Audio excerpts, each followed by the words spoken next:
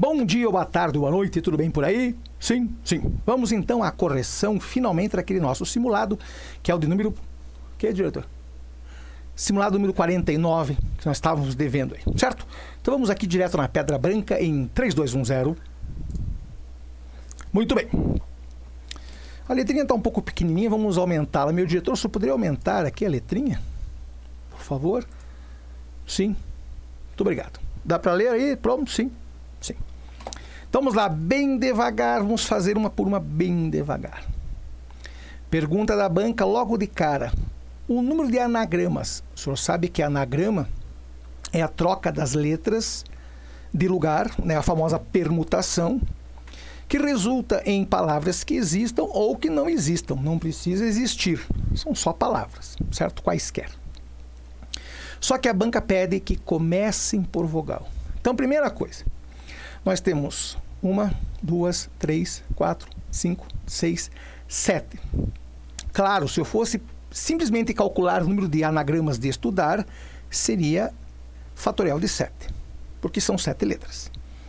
Só que temos que saber quantas começam por vogal. Então, ou ela começa com A, ou começa com E, ou começa com U, que são as vogais dessa palavra, certo? Se começar com A, eu tenho 1, 2, 3, 4, 5, 6 letras que ficam sobrando. Das 7, usei o A. Se começar por E, eu também tenho 6. E se começar por U, eu também tenho 6.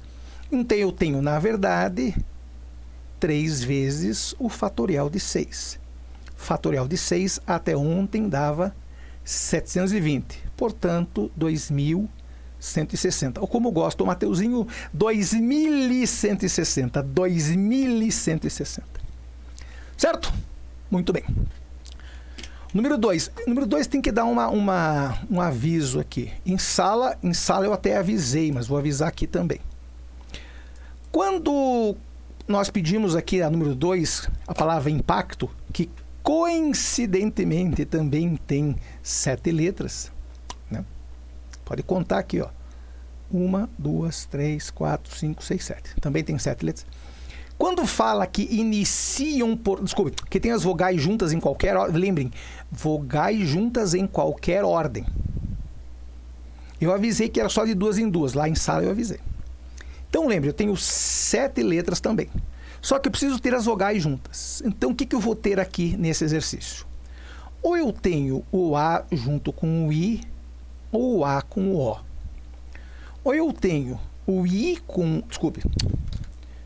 Eu tenho o A com o I, ou A com O. Ou tenho O com I, ou I com o O. Certo? Por enquanto, eu tenho 4... sequências possíveis. 2 começando com A e 2 começando com... deixa eu fiz em ordem inversa, desculpe. Vou colocar as 2 aqui com I para a gente poder falar a mesma língua, certo? Então, OI e OA e depois IA e IO. Então, essas são as 2 que andarão juntas. Só que olha que engraçado, eu tinha 7 letras. 7 letras. Em cada um desses casos aqui, eu gastei 2. Então, isso aqui para nós será um bloquinho com 2 letras. E sobrarão para nós 5 outras, certo? Porque eu tenho 2 aqui, 2 aqui, 2 aqui, 2 aqui, 2 aqui, 2 aqui, que seriam esses bloquinhos. Então, cada um desses bloquinhos é o quadradinho verde e sobraram 5 letras. Então, eu terei para as 5 letras fatorial de 5. Como eu vou ter 6 possíveis vogais juntas, ou vai ter o AI, ou vai ter o AO, ou vai ter o OI, ou vai ter o OA, ou vai ter o IA, ou vai ter o IO, eu terei, na verdade, 6 desses casos, certo? Onde irão começar por 2 vogais, certo? Começar por 2 vogais. Só que uma grande maldade que a banca fez foi ter não colocado 6. A banca colocou lá o seu equivalente, que é fatorial de 3. Então, o que eu vou ter, na verdade? Fatorial de 3 vezes fatorial de 5, portanto, letra A.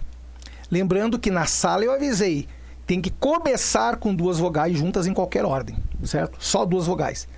Claro que se nós fôssemos calcular todas as possíveis colocações das vogais, ou aí estaria aqui, ou estaria aqui, ou estaria aqui, ou estaria, sabe, em qualquer lugar desse. Então cuidem, por favor, cuidem com essas coisas. Aqui eu só queria saber, começando por vogais, juntas em qualquer ordem. Então aí é diferente de A, certo? Fatorial de 5 vezes fatorial de 3. Cuidem que às vezes a banca te dá numerinhos assim e pede e espera que você lembre que 6 é fatorial de 3. Cuidado com isso. Isso aqui é boa. Probabilidade. Temos 3 eventos acontecendo aqui.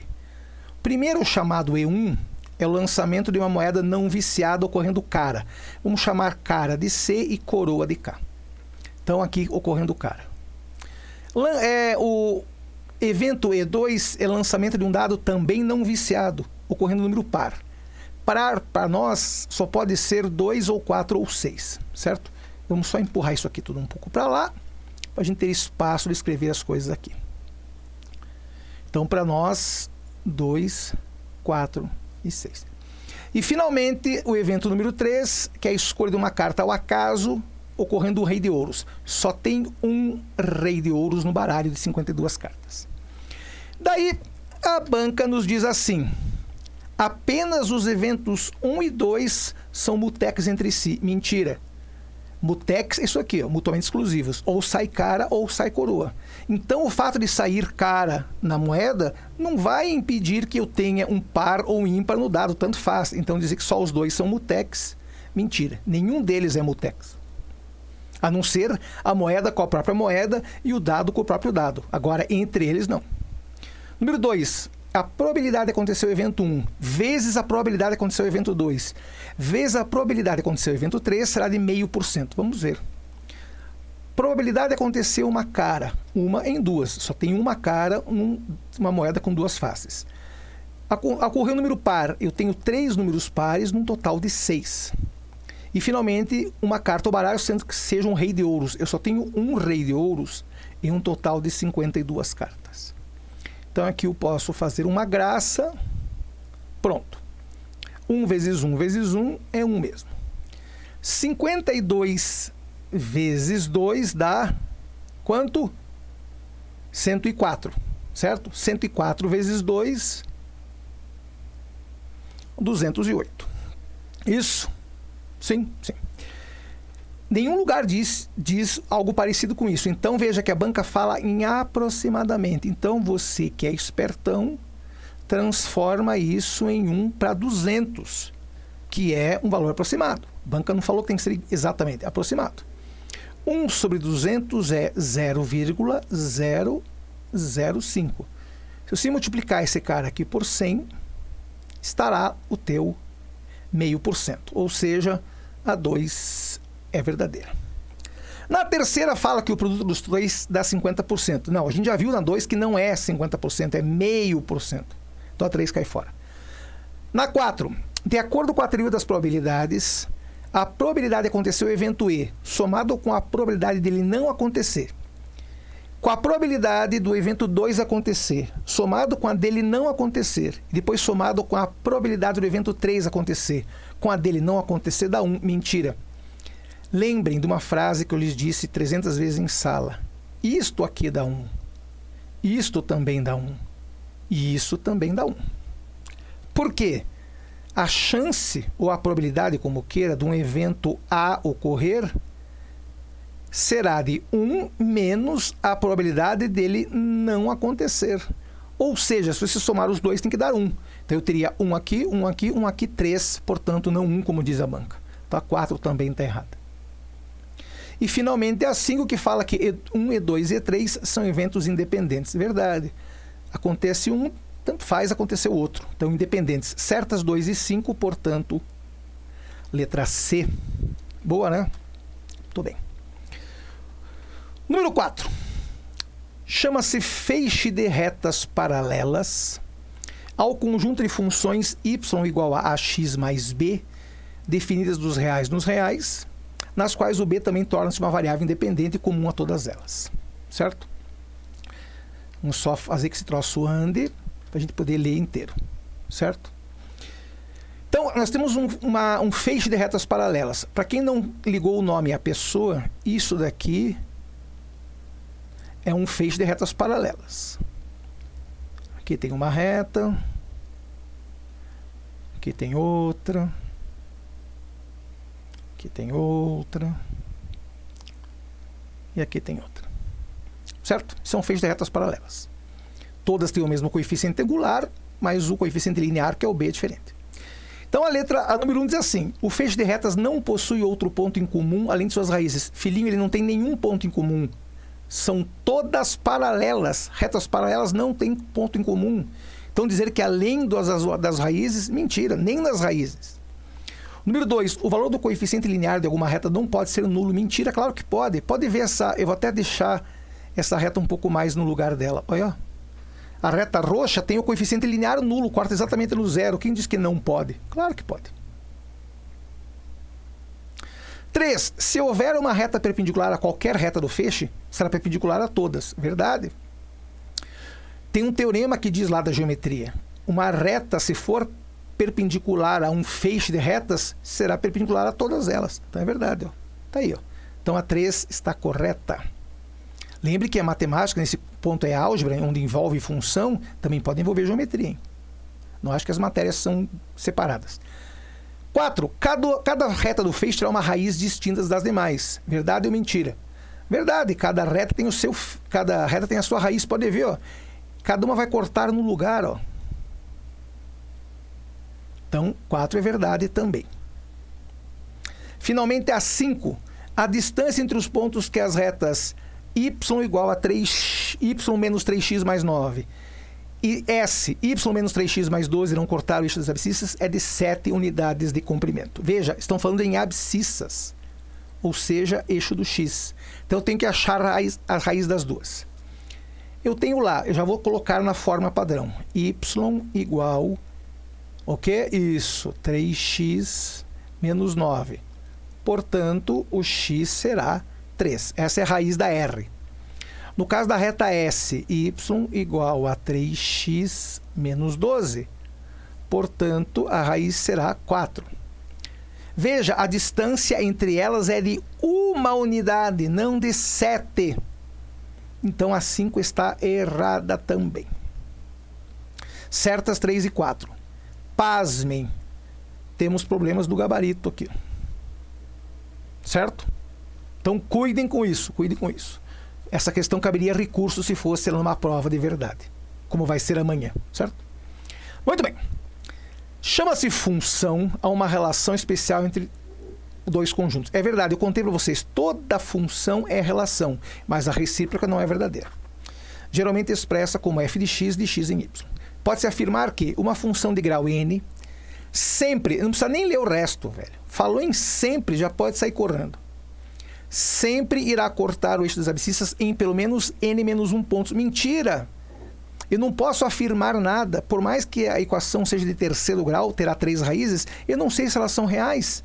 Então, essa A já caiu fora. Letra B. Se a função é aquela... Então, vamos ver. Vamos colocar uma página em branco. Ah, tem uma aqui, eu coloquei, porque se não tivesse colocado, desculpe. Página em branco. Então, vamos desenhar. A função é 2x menos 2 sobre x menos 1. 2x menos 2 sobre x menos 1. Muita gente não observou isso daqui. Ó. Eu posso colocar esse fedorento desse 2 em evidência. Então, eu ficaria com x menos 1 embaixo x menos 1. Isso aqui vai embora. Esta função será 2. Para qualquer x. Obviamente... Lembrando, será para qualquer x, desde que ele não seja o próprio 1, né? Se ele for 1, fica 0. Então, não pode ser o 1. Qualquer coisa menos o 1. Então, qual seria o gráfico dessa função? Olha que bonitinho isso daqui. Para qualquer x que você coloque, esta função fedorenta vai valer 2. Menos para o x valendo 1. Ela tem uma bolinha aberta aqui no x igual a 1. Ó.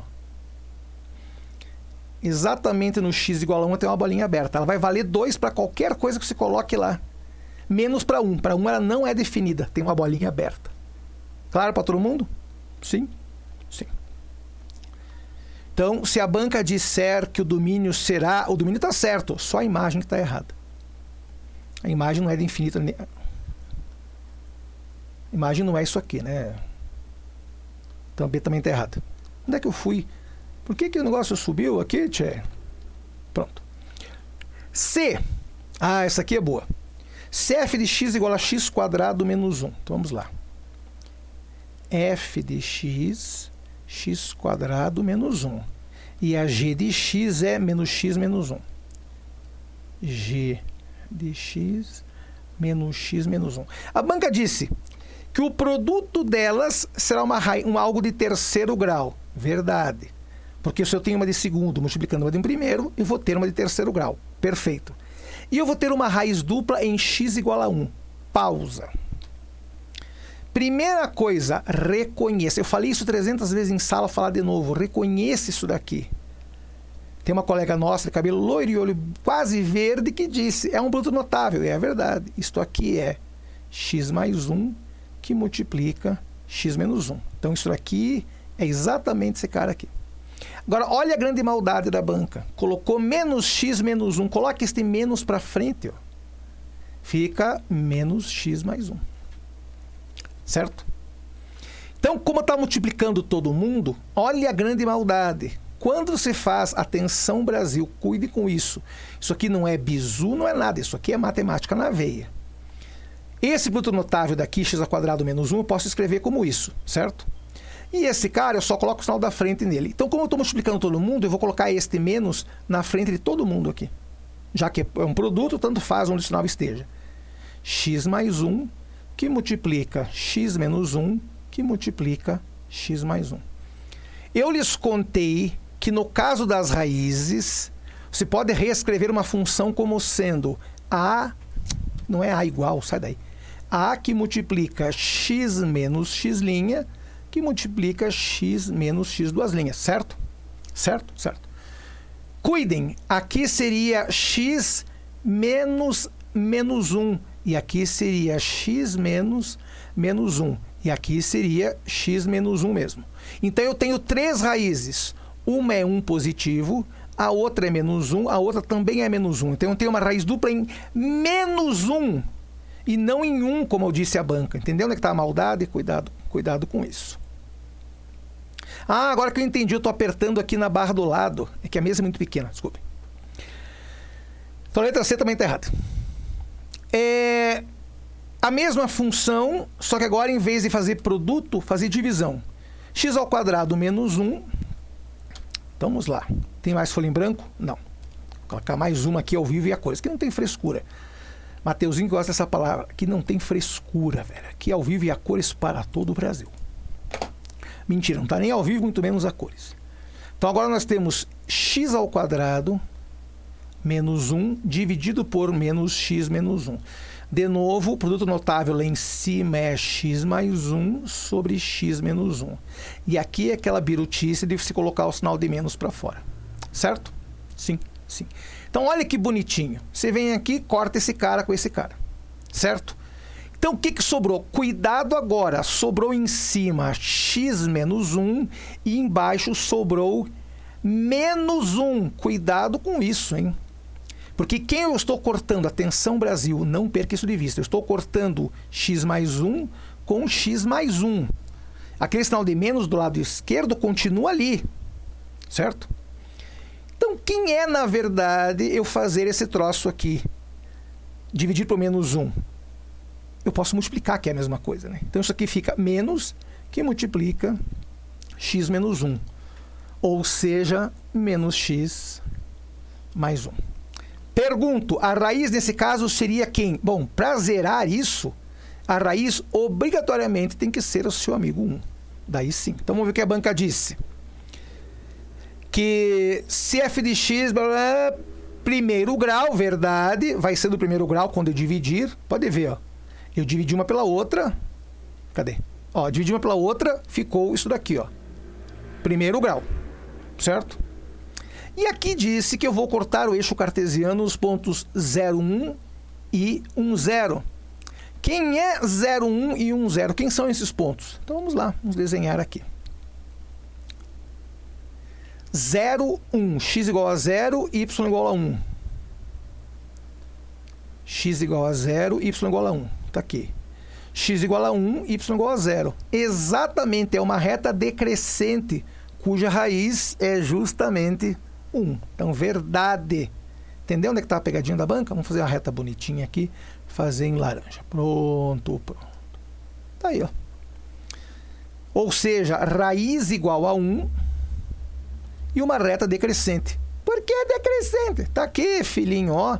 Menos x mais 1. Perfeito. Então, letra D está ganhando. Por enquanto, a letra D está ganhando. E, finalmente, letra E, uma função cúbica genérica dada como f de x igual a x cubo mais cx mais d, terá raiz nula pela falta do termo em x quadrado. Mentira, eu contei isso 500 vezes. Só vai ter raiz nula se eu não tiver o termo independente. Daí uma das raízes é nula. Você pode ter uma função de 7º grau. Se não tiver o termo independente, você pode jurar que uma das raízes, nesse caso uma das 7 raízes, será nula. Agora, porque falta o x quadrado, você vai dizer com certeza que ela tem raiz nula? Mentira. Para ter raiz nula, com obrigatoriedade, com certeza, com convicção, o termo independente tem que ser 0. Não um termo lá no meio qualquer. Você não pode dizer nada com relação a isso. Não dá para provar nada. Certo? Finalmente, a última, que diz assim: considere as distribuições de bolas em um saco opaco e que todas têm a mesma textura, massa e material idênticos. Ou seja, são todas bolas iguais em termos de estrutura física e você pode pegar sem saber quem é quem. Eu tenho 5 vermelhas, 6 amarelas, 4 azuis, 3 brancas e 2 pretas. Pergunta: a probabilidade de obter 2 bolas pretas em retiradas consecutivas sem reposição é de 1 em 190. Então vamos lá.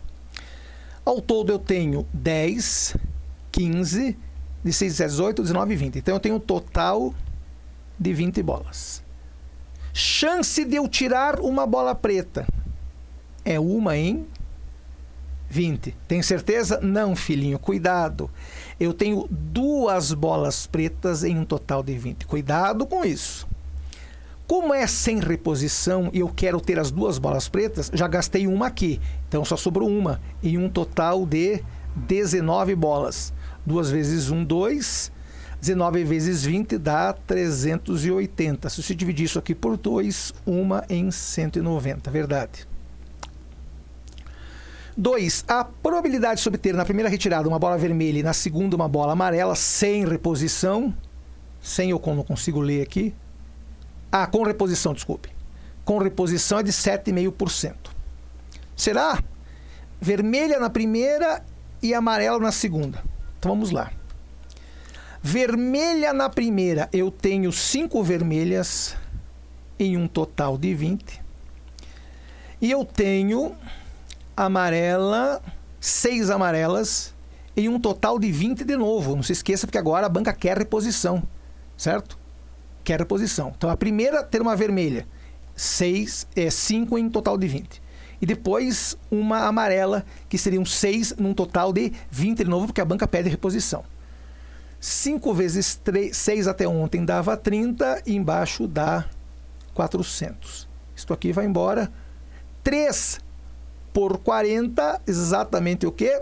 Isso. Se fosse 3 por 4, 0,75. Como é 3 por 40, 0,075. Multiplica por 100, eu tenho 7,5%. Ou seja, 2 também está certa. Porque em verde, né, faz com a cor certa, né, o cabeça de bagre. 3. A probabilidade que não seja obtida uma bola azul, considerando ser uma única retirada, é 80%. Então vamos lá. Quantas bolas azuis eu tenho? Bom, eu tenho 4 azuis em um total de 20. Ou seja, eu tenho 1 em 5, que dá 20%. Para eu não tirar, então lembre, isso aqui é a probabilidade de obter uma azul. Para eu não obter uma azul, você deve saber o teorema. 1 menos a probabilidade de sair uma azul. Ou seja, eu tinha 20% de ter uma azul, então de não sair 80%. 3 também está certa. 4. Em uma única retirada, uma bola vermelha ou uma bola amarela. Lembre, uma bola vermelha ou uma bola amarela. Ou é soma. Ou é soma. Então eu tenho 5 em 20. 5 em 20, que seria vermelha, mais 6 em 20. Ou seja, 11 em 20. 4 também está certa. Finalmente a 5. A possibilidade de obter em 3 retiradas sem reposição a sequência branca, vermelha, azul é de 1 em 114. Vamos ver. Branca eu tenho 3. 3 em 20.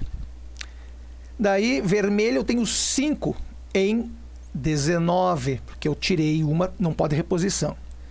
E azul eu tenho 4 em 18. É isso? Vamos ver. Branca eu tenho 3, vermelhas eu tenho 5, azuis eu tenho 4. Certo? Então vamos lá. Isto aqui vira 5, isto aqui vira 1. Este 5 vai embora com esse. E daí eu tenho esse 18, quem vai embora com isso daqui. Isso aqui fica 1, isso aqui fica 6. 6 vezes 9, 54. 6 vezes 1, 6, com mais 5, 11. 1 em 114. Perfeito. Portanto, estão todas corretas. Provinha clássica, né? Provinha típica. Então, daqui a pouco, só estarão fazendo a prova aí para o Colégio Militar de Curitiba. Então, sorte jamais. Não se fala... Quem fala boa sorte não entende nada de concurso. Boa prova, boa prova. Aquilo que eu falei para alguns colegas agora há pouco. Acreditem no que vocês sabem, acreditem em vocês e, como eu falei para alguns aí, voem com os 2 pés no peito e mostrem a que vieram. Saibam que vocês sabem.